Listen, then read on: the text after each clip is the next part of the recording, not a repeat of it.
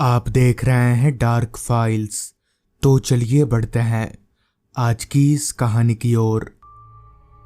आज से 25 साल पहले मेरे साथ घटित एक घटना जिसे आज तक मैं भूल नहीं सका और जिसे याद करके आज भी मेरी रातों की नींद उड़ जाती है।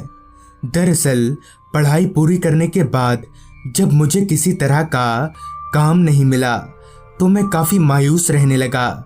मुझे हर वक्त मायूस रहता देख मेरे एक रिश्तेदार ने मुझे गांव के बाहर एक बॉयज़ हॉस्टल में इंचार्ज का काम लगा दिया। काम लगने से मैं काफ़ी खुश था और अपनी ड्यूटी काफ़ी ईमानदारी से कर रहा था। मेरी ड्यूटी सुबह के 8 बजे से रात के 8 बजे तक की थी। महीना भर तो सब कुछ ठीक ही चला, जिसके बाद मालिक ने एक दिन कहा, सुरेश, कल से सबका शिफ्ट बदल जाएगा। तुम्हारी भी ड्यूटी अब रात की होगी, रात 9:30 बजे से सुबह के 9:30 बजे तक। ये सुनकर मैं थोड़ा मायूस हुआ, मगर मैं कर भी क्या सकता था। मेरे पास दूसरा और कोई विकल्प नहीं था। उस दिन की ड्यूटी खत्म करने के बाद मैं घर चलाया और घर वालों को भी पूरी बात बताई, जिस पर पापा ने कहा, बेटा कुछ दिन कर ले, मैं दूसरा काम देखता हूँ तेरे लिए। पापा की ये बात मुझे ठीक लगी। खैर अगले दिन रात का खाना पीना खाने के बाद मैं टॉर्च लेकर काम पर जाने के लिए घर से निकला तो वक्त हो रहा था रात के 9 बजे का। मेरे गांव में रात के 9 बजना यानी काफ़ी रात। दूर दूर तक ना तो कोई आदमी दिख रहा था और ना ही कोई जानवर। उस फैले हुए सन्नाटे को देखकर मैंने मन ही मन कहा, मेरे जैसा कोई बदकिस्मती होगा जो इतनी ठंड में, वो भी रात के वक्त, घर से बाहर निकलेगा। खैर अपनी किस्मत को कोसते हुए मैं आगे बढ़ने लगा। कुछ दूर चलने के बाद मैं गांव के रास्ते से अलग एक अंधेरे से घिरे कच्चे रास्ते पर आ गया, जिसे पार करते ही वो हॉस्टल आ जाएगा। दिन के वक्त तो इस रास्ते पर हल्की चहल पहल रहती है, मगर अंधेरा होने के बाद चारों तरफ सन्नाटा ही सन्नाटा फैल जाता है। अभी मैं आगे बढ़ ही रहा था कि तभी मुझे पीछे से किसी के दौड़ने की आवाज़ आई तो मैं झट से पीछे पलटा तो मैंने देखा कि एक 16-17 साल का लड़का दौड़ते हुए मेरी तरफ ही आ रहा है। उस लड़के को देखकर मैं रुक गया, मगर वो लड़का मेरे पास ना आकर मुझसे आगे निकल गया। मैं भी इस बात पर उतना ध्यान ना देकर आगे बढ़ने लगा, मगर मेरे मन में एक बात खटक रही थी कि वो लड़का कौन था और दौड़ता हुआ कहाँ गया। अभी मैं आगे बढ़ ही रहा था कि तभी रास्ते के किनारे मुझे वही लड़का बैठा हुआ दिखा जो सिर झुकाकर रोए जा रहा था। मगर ऐसा क्यों? अभी तो ये लड़का दौड़ रहा था और अभी रो क्यों रहा है? कहीं ये लड़का मेरे हॉस्टल का तो नहीं है? मन में कई तरह के सवाल लेकर मैं उस लड़के के पास गया और कहा, कौन हो भाई तुम, और इतनी रात के इस रास्ते पर रो क्यों रहे हो? इस पर उस लड़के ने कोई जवाब नहीं दिया। उस लड़के से कोई जवाब ना पाकर मैंने दोबारा से कहा, कहीं तुम मेरे हॉस्टल में तो नहीं रहते हो? और अगर रहते भी हो तो चलो जल्दी, इतनी रात गए तुम्हारा यहाँ रुकना ठीक नहीं होगा। मेरे इतना बोलते ही उस लड़के ने अपनी शक्ल मेरी ओर घुमाई तो मैंने टॉर्च की लाइट जब उसकी शक्ल पर डाली तो मेरे होश उड़ गए। मैं अंदर से लेकर बाहर तक हिल गया और मेरा पूरा शरीर कँपकँपाने लगा।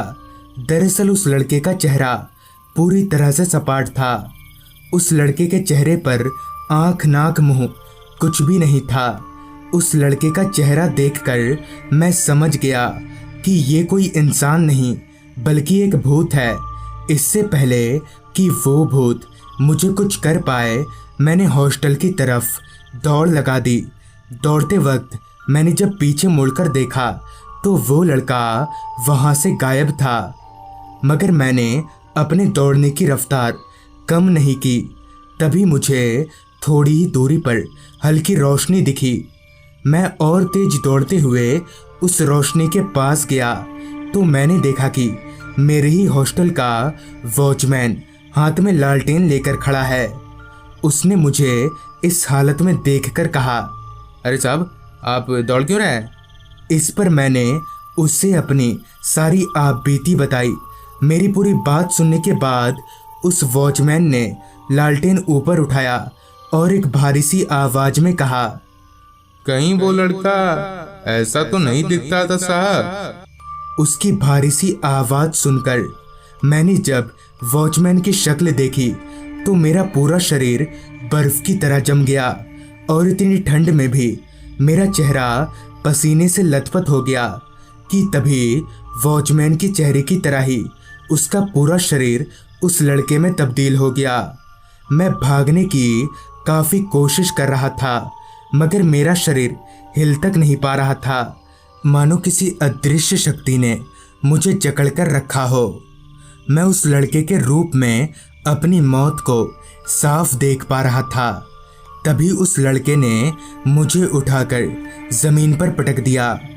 काफ़ी ज़ोर से गिरने के कारण मुझे काफ़ी चोट आई, जिसके बाद उस भूत ने मेरे दोनों पैरों को एक साथ में ही पकड़ा और घसीटता हुआ पता नहीं कहीं ले जाने लगा।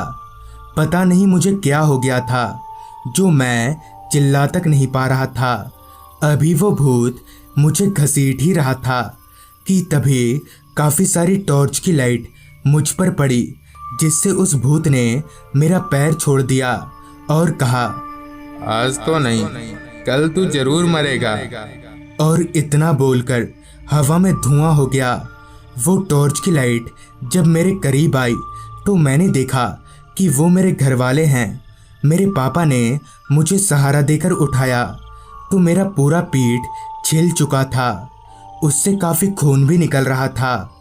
फिर मुझे पता चला कि हॉस्टल नहीं पहुंचने के कारण हॉस्टल से मेरे लैंडलाइन फ़ोन पर कॉल आया था, जिससे मेरे घर वाले काफ़ी परेशान हो गए और मुझे ढूंढते हुए यहाँ तक आ गए। जिसके बाद मैंने अपनी पूरी आपबीती घर वालों को बताई, जिस पर पापा ने कहा, तुम पहले घर चलो, फिर सब बताता हूँ। फिर हम सब घर आ गए। घर आकर पापा ने कहा, आज से करीब 10 साल पहले की बात है। हमारे ही गांव का एक लड़का गांव में सब्जी बेचा करता था। दरअसल उसके पापा नहीं थे तो उसे छोटी सी उम्र में ही अपने घर की सारी जिम्मेदारियां उठानी पड़ती थी। धीरे धीरे उसकी सब्जियां अच्छी बिकने लगी। वो गरीब लोगों को मुफ्त में भी सब्जियां दे दिया करता था। सब्जियां ज़्यादा बिकने के कारण अब उसे ज़्यादा सब्जियों की ज़रूरत पड़ने लगी, जिस कारण वो सुबह 3 बजे जाकर शहर के मंडी से सब्जी लाने लगा। मगर एक रात जब वो 3 बजे सब्जी लाने गया तो कभी वापस नहीं आया। जब सुबह गांव वाले उसे ढूंढने निकले तो पाया कि रास्ते पर उसके शरीर के थोड़े थोड़े टुकड़े गिरे हुए हैं, जिसे देखकर ही पता चल गया कि उस लड़के को रात के वक्त अकेला पाकर जंगली जानवरों ने नोच खाया है। ये खबर सुनकर उसकी माँ पागल हो गई और पता नहीं कहाँ चली गई, और तब से उस लड़के की आत्मा भटकती है। मगर कई सालों से वो आत्मा किसी को दिखी नहीं, जिस कारण सभी लोगों ने मान लिया कि अब उसकी मुक्ति हो गई है। पर तुम्हारे साथ जो हुआ, इससे साफ साफ पता चलता है कि वो आत्मा आज भी उस रास्ते पर अपना डेरा जमाए हुए है। उस रात तो किसी तरह से मेरी जान बच गई, जिसके बाद मैंने वो काम छोड़ दिया और आज मैं एक बड़ी सी कंपनी में काम करता हूँ। तो दोस्तों, ये थी आज की कहानी। अगर आपके पास भी ऐसी ही कोई कहानियाँ हैं तो हमारे साथ ज़रूर शेयर करें। तो मैं आर्यन जल्द ही मिलूँगा आपसे ऐसी ही एक कहानी के साथ। और अगर आप भी एनिमेटेड हॉरर स्टोरीज़ देखना पसंद करते हैं तो अभी सब्सक्राइब करें डार्क टीवी चैनल को। लिंक आपको नीचे डिस्क्रिप्शन बॉक्स में मिल जाएगी।